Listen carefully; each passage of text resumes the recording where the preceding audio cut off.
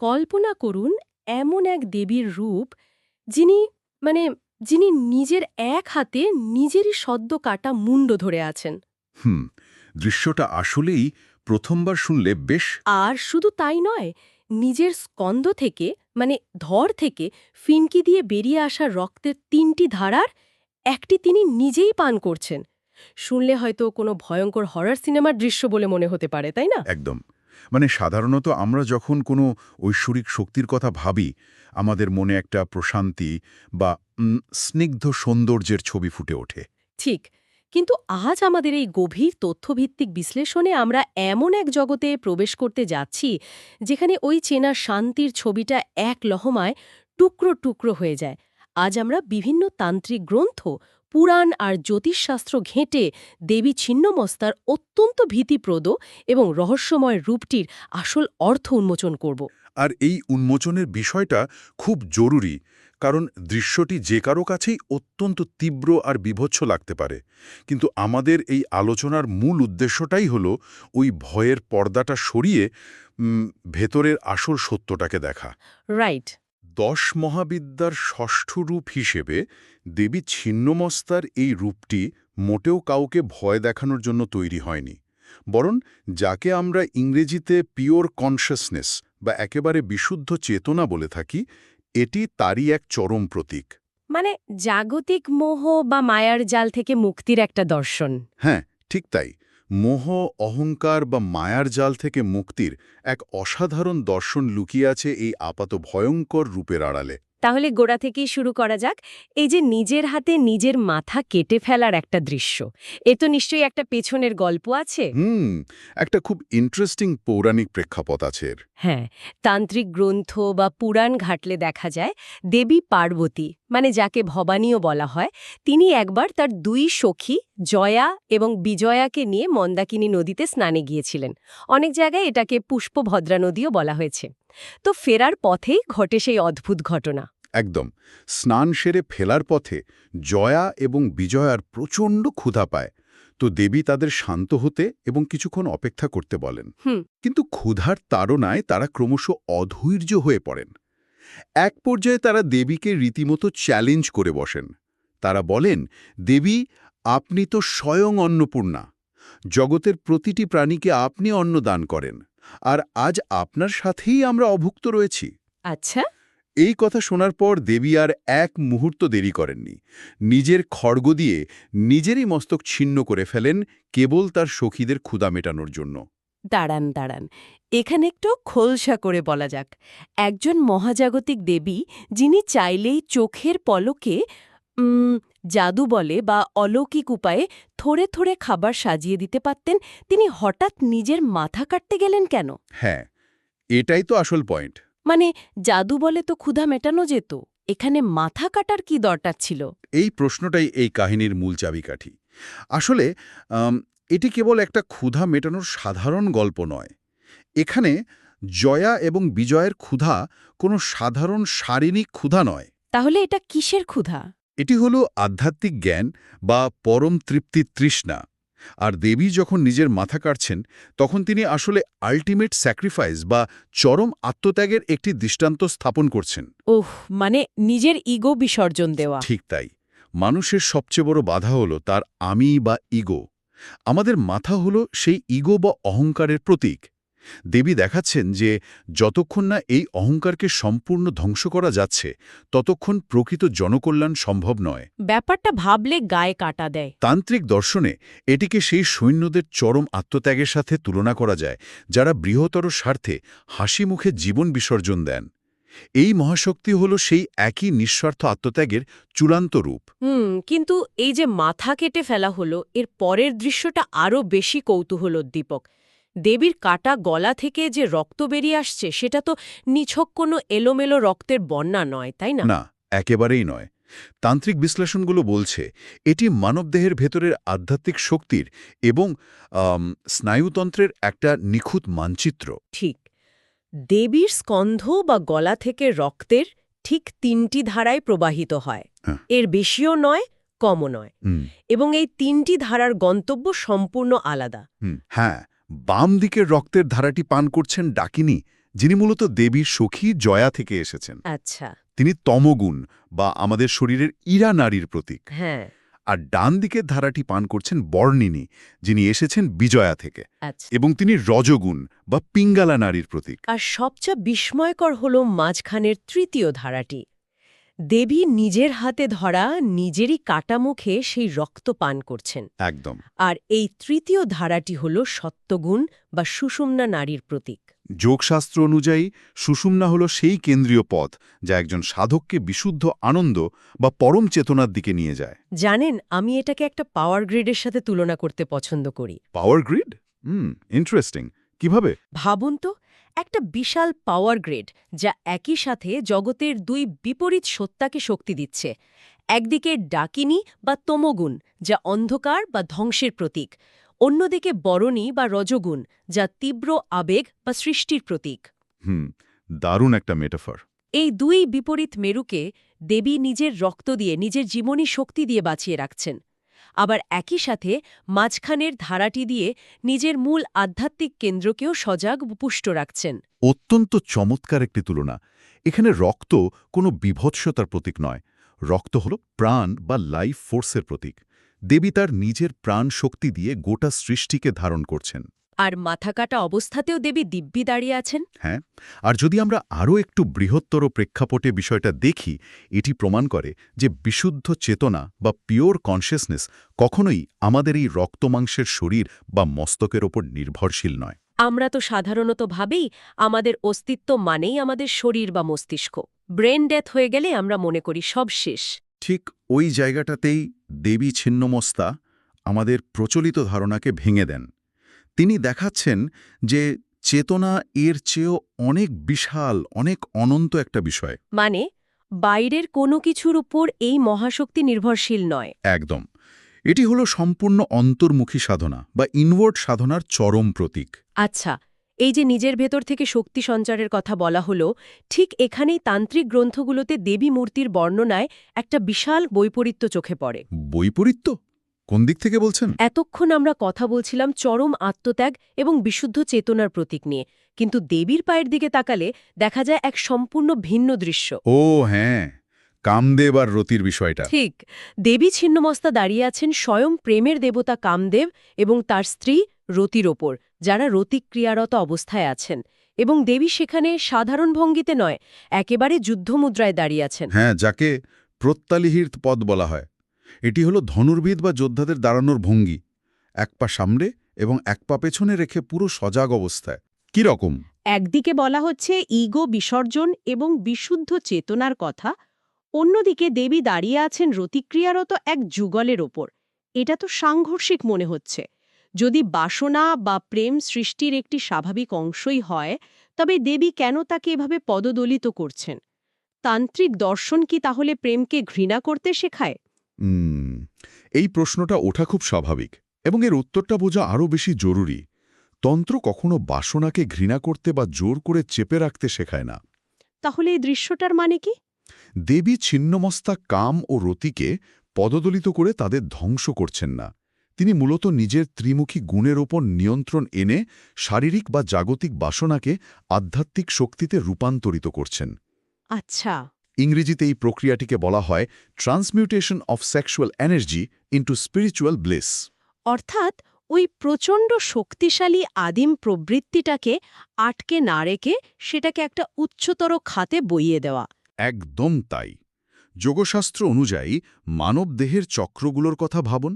আমাদের নাভির কাছে অবস্থিত মণিপুর চক্র এবং তার নিচে স্বাধিষ্ঠান ও মূলাধার চক্র, এগুলো হলো আমাদের শারীরিক চাহিদা আর কামনার কেন্দ্র। সাধারণ মানুষ তো এই চক্রগুলোর নিচেই সারা জীবন আবদ্ধ থাকে। রাইট।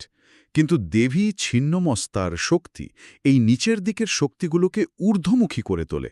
যখন এই শক্তি মেরুদণ্ড বেয়ে ওপরের দিকে প্রবাহিত হয়, তখন তা আজ্ঞাচক্রে থাকা রুদ্রগ্রন্থি ভেদ করে। আর তার ফলে মানুষ জীব থেকে শিবে পরিণত হয়, তাই তো? একদম নিখুঁত বলেছেন। দেবীর রতি এবং কামের উপর প্রত্যালির মুদ্রায় দাঁড়িয়েই এটা বোঝাচ্ছেন যে তিনি এই জাগতিক বাসনাগুলোকে জয় করেছেন। তিনি এগুলোর দ্বারা নিয়ন্ত্রিত নন, বরং তিনি এগুলোর চূড়ান্ত নিয়ন্ত্রক। তার মানে এই সাধনা সাধারণ কোনো উপাসনা বা মন্ত্রপাঠ নয়, এটি সরাসরি নিজের ভেতরের সবচেয়ে আদিম প্রবৃত্তিগুলোকে চ্যালেঞ্জ করা। হ্যাঁ, নিজের অন্ধকার দিকগুলোর মুখোমুখি হওয়া। এখন প্রশ্ন হল, তত্ত্বগতভাবে বিষয়টা যতটাই গভীর হোক না কেন, বাস্তবে এই অত্যন্ত উগ্র দেবীর সাধনা কিভাবে করা হয়? উৎসগুলোতে দক্ষিণাচার এবং বামাচারের মধ্যে একটা স্পষ্ট পার্থক্য তুলে ধরা হয়েছে। বিষয়টা একেবারে পরিষ্কার হওয়া দরকার। হিন্দু দর্শনে সাধনার অনেকগুলো পথ আছে। দক্ষিণাচার হল সমাজের কাছে গ্রহণযোগ্য, অত্যন্ত নিয়মনিষ্ঠ এবং বৈদিক একটি পথ। যেখানে ফুল, ফল, ধূপ দিয়ে শান্তরূপের আরাধনা করা হয়। ঠিক, কিন্তু ছিন্নমস্তার সাধনা সম্পূর্ণ বামাচার বা তন্ত্রের বামপন্থী পথ।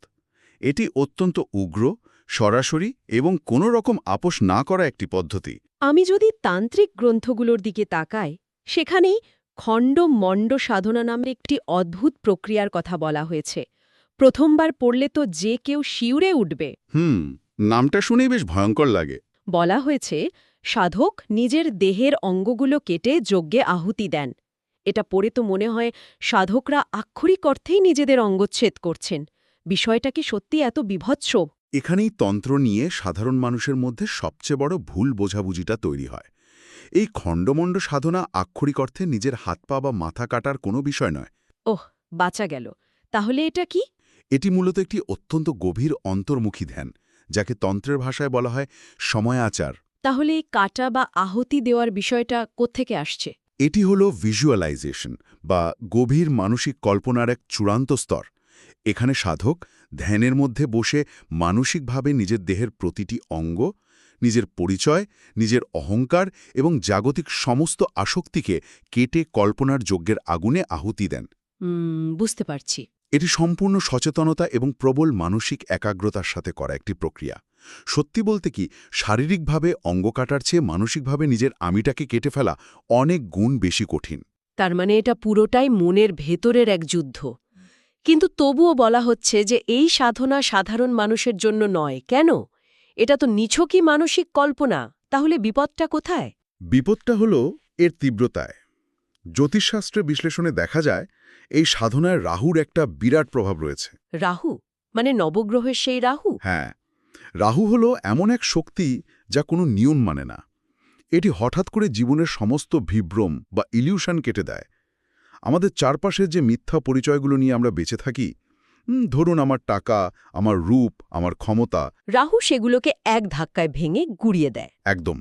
তাই সঠিক গুরুদীক্ষা ছাড়া এই সাধনা করলে মানুষের মানসিক ভারসাম্য সম্পূর্ণ নষ্ট হয়ে যেতে পারে, মানুষ পাগল পর্যন্ত হয়ে যেতে পারে। এটাকে একটা চমৎকার উপমা দিয়ে বোঝানো যেতে পারে। একটা সাধারণ বাল্বে যদি হঠাৎ করে হাই ভোল্টেজ কারেন্ট পাঠিয়ে দেওয়া হয়, সেটা তো আর আলো দেবে না, সশব্দে ফেটে যাবে। দারুণ বলেছেন। আমাদের শরীর এবং মন হল সেই বাল্ব। সেই তীব্র মহাজাগতিক শক্তি ধারণ করার জন্য যদি নার্ভাস সিস্টেম প্রস্তুত না থাকে, তবে গুরুর নির্দেশ ছাড়া এই পথে হাঁটা আক্ষরিক অর্থেই শর্ট সার্কিট ডেকে আনার মতো। একদম নিখুঁত বিশ্লেষণ। গুরুই সেই ট্রান্সফর্মার হিসেবে কাজ করেন, যিনি অসীম শক্তিটাকে সাধকের শারীরিক ও মানসিক ধারণ ক্ষমতা অনুযায়ী একটু একটু করে প্রবাহিত হতে সাহায্য করেন। তাহলে স্বভাবতই একটা খুব বাস্তবসম্মত প্রশ্ন আসে, যদি এই বামাচার সাধনা এতই বিপজ্জনক আর উচ্চ স্তরের হয়, তবে সাধারণ গৃহস্থ মানুষ যারা আধ্যাত্মিকতার পথে একেবারে নতুন, যারা চাকরি, ব্যবসা বা সংসার নিয়ে আছেন, হ্যাঁ, তারা কিভাবে দেবীর এই শক্তিকে সম্মান জানাবেন? তাদের কি এই দেবী থেকে 10 হাত দূরে থাকাই ভালো? না, দূরে থাকার কথা বলা হচ্ছে না। দেবীকে ভয় পাওয়ারও কিছু নেই। তবে সরাসরি এই উগ্র রূপের সাধনা বা তন্ত্রমতে পূজার প্রয়োজন গৃহস্থদের নেই।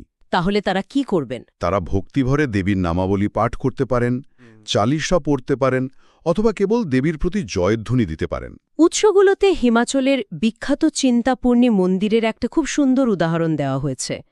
সেখানে কিন্তু দেবী ছিন্নমস্তারির মন্দির, অথচ প্রতিদিন হাজার হাজার সাধারণ মানুষ সেখানে যাচ্ছেন। হ্যাঁ, কিন্তু ওখানে গেলে একটা বিষয় খুব স্পষ্টভাবে খেয়াল করা যায়। সাধারণ গৃহস্থরা যখন সেখানে যান, তারা দেবীকে শান্ত দুর্গা বা শেরাওয়ালি মাতা রূপে দর্শন করেন। আচ্ছা, মানে উগ্র রূপে নয়। ঠিক, এবং সেই রূপেই তাদের ভক্তি বা প্রার্থনা জানান। দেবীর যে আসল উগ্র বা ছিন্নমস্তা রূপ, তার সাধনা কেবল সাধু, সন্ন্যাসী বা ব্রহ্মচারীরাই করে থাকেন, কারণ গৃহস্থদের প্রাত্যহিক জীবনের জন্য সেই উগ্র শক্তির সরাসরি কোনো প্রয়োজন নেই। এখানেই প্রাত্যহিক জীবনের খুব পরিচিত একটা দিক নিয়ে কথা বলা যাক। আজকাল তো একটা অদ্ভুত ট্রেন্ড দেখা যায়। কোন ট্রেন্ডটার কথা বলছেন? এই যে আধ্যাত্মিকতা বোঝাতে বা নিজেকে একটু এজি প্রমাণ করতে অনেকেই না বুঝে স্মার্টফোনের ওয়ালপেপারে বা ল্যাপটপের স্ক্রিনে নানা উগ্র দেবদেবীর ছবি দিয়ে রাখেন। ও হ্যাঁ, এটা খুব দেখা যায় আজকাল। ভাবুন তো, কেউ হয়তো বাসে বসে ফুড ডেলিভারি অ্যাপ ঘাঁটছে বা সোশ্যাল মিডিয়া স্ক্রল করছে, আর ব্যাকগ্রাউন্ডে দেবীর ছিন্নমস্তা নিজের কাটা মাথা হাতে দাঁড়িয়ে আছেন। এটা আসলে শুধু দৃষ্টিকটুই নয়, তাত্ত্বিকভাবেও অত্যন্ত ভুল একটি কাজ। একদম তাই। উৎসগুলো কিন্তু খুব কড়া ভাষায় সতর্ক করছে যে দেবী ছিন্নমস্তার ছবি কখনোই মোবাইলের ওয়ালপেপারে, প্রোফাইল পিকচারে বা সাধারণ গৃহস্থের বসার ঘরে সাজিয়ে রাখা উচিত নয়। এর পেছনে খুব লজিক্যাল একটা কারণ আছে। আমরা আমাদের দৈনন্দিন জীবনে, রাস্তাঘাটে, কাজের জায়গায় সেই বিশুদ্ধতা বা পবিত্রতা কোনোভাবেই বজায় রাখতে পারি না, যা এই নির্দিষ্ট মহাশক্তির জন্য অপরিহার্য। রাইট, এটা খুব প্র্যাকটিক্যাল একটা উপদেশ। গৃহস্থদের জন্য দেবীকে সম্মান করার সবচেয়ে ভালো উপায় হল তার আদর্শটাকে জীবনে কাজে লাগানো। মূর্তির চেয়েও বড় হল দর্শন, মানে নিজের অহংকার কমানো। হ্যাঁ, দেবীর আত্মত্যাগের আদর্শকে সম্মান করা এবং নিজের ভেতরে প্রতিদিন যে অহংকার বা আমি সব জানি ভাবটা তৈরি হয়, সেটাকে একটু একটু করে কমানোর চেষ্টা করা। একজন সাধারণ মানুষের জন্য এর চেয়ে বড় এবং এর চেয়ে নিরাপদ ছিন্নমস্তা সাধনা আর কিছু হতে পারে না। তাহলে আজকের এই পুরো গভীর আলোচনাটা যদি আমরা একটা বিন্দুতে নিয়ে আসি, আমরা শুরু করেছিলাম দেবীর বাহ্যিক বিভৎস রূপ দিয়ে, যা দেখলে ভয় লাগে। তারপর আমরা দেখলাম কিভাবে সেই কাটা মস্তক আসলে কোনো মৃত্যু নয়, বরং ভেতরের বিশুদ্ধ চেতনার প্রতীক। কিভাবে সেই তিনটি রক্তের ধারা আমাদের স্নায়ুতন্ত্রের ইরা, পিঙ্গলা এবং সুষুম্না নাড়িকে জাগিয়ে তোলে। আর এটাও দেখলাম কিভাবে দেবী আমাদের শেখাচ্ছেন শারীরিক বাসনাকে অস্বীকার করা নয়, বরং তাকে আধ্যাত্মিক শক্তিতে রূপান্তর করতে হয়। ঠিক। আর সবশেষে বুঝলাম যে এই খণ্ডমণ্ড সাধনা আসলে কোনো রক্তপাত নয়, বরং নিজের ইগো বা অহংকারকে সমূলে উৎপাটন করার এক নিরন্তর মানসিক যুদ্ধ। আর শ্রোতারা যদি এই পুরো বিষয়টাকে তাদের নিজেদের জীবনের সাথে, প্রাত্যহিক অভিজ্ঞতার সাথে মেলাতে চান, তাহলে একবার ভাবুন তো জীবনের সেই অন্ধকার মুহূর্তগুলোর কথা। মানে যখন হঠাৎ কোনো বিপদ আসে। হ্যাঁ, যখন রাহুর মতো হঠাৎ করে কোনো বড় সংকট এসে হাজির হয়, হতে পারে চাকরি চলে যাওয়া, খুব কাছের মানুষের মৃত্যু বা বড় কোনো ব্যক্তিগত পরাজয়। তখন তো মনে হয় চারপাশের সব পরিচিতি বা অহংকারের দেয়ালগুলো চোখের সামনে হুড়ুমুড় করে ভেঙে পড়ছে। মানুষ তখন খুব অসহায় বোধ করে। মনে হয় যেন পায়ের তলার মাটি সরে যাচ্ছে, সবকিছু একেবারে শেষ হয়ে গেল। হ্যাঁ, ঠিক ওই ফিলিংসটা। ঠিক ওই মুহূর্তগুলোতেই মনে করতে হবে, এটি হয়তো দেবী ছিন্নমস্তার শক্তির একটা জাগতিক প্রকাশ। এই হঠাৎ আসা ধাক্কা বা সংকটগুলো আমাদের শুধুই কষ্ট দেওয়ার জন্য বা ধ্বংস করার জন্য আসে না। তাহলে কিসের জন্য আসে? এগুলো আমাদের চারপাশের আরামদায়ক মায়ার জালটাকে এক কোপে কেটে দিয়ে আমাদের মিথ্যা অহংকার থেকে মুক্ত করে এক বৃহত্তর বাস্তব সত্যের দিকে ধাক্কা দেওয়ার জন্যই আসে। অসাধারণ একটা পয়েন্ট। জানেন, আমরা সাধারণত যে কোনো বিপদে পড়লে কি করি? আমরা সবসময় আমাদের মাথা বা লজিক দিয়ে জীবনের সমস্ত জটিল সমস্যার সমাধান করতে চাই। সারাক্ষণ মাথা কাটিয়ে হিসাব মেলাই, এটা কেন হলো, ওটা কিভাবে হবে। একদম। কিন্তু আজকের এই পুরো আলোচনা শেষে একটা নতুন ভাবনার উদ্রেক হয়। দেবী ছিন্নমস্তারীর নিজের মাথা কেটে ফেলার প্রতীকী রূপটি কি আমাদের নীরবে এই ইঙ্গিত দিয়ে যায় যে জীবনের সবচেয়ে বড় এবং জটিল সমস্যাগুলো হয়তো সবসময় মাথা খাটিয়ে বা লজিক দিয়ে সমাধান করা যায় না? তাহলে কিভাবে করা যায়? হয়তো সেই সমস্যাগুলো থেকে মুক্তি পেতে হলে মাঝে মাঝে আমাদের ওই লজিক্যাল মাথা থেকে বেরিয়ে আসতে হয়, আর সম্পূর্ণ অহংকারশূন্য এক বিশুদ্ধ অনুভবের কাছে আত্মসমর্পণ করতে হয়।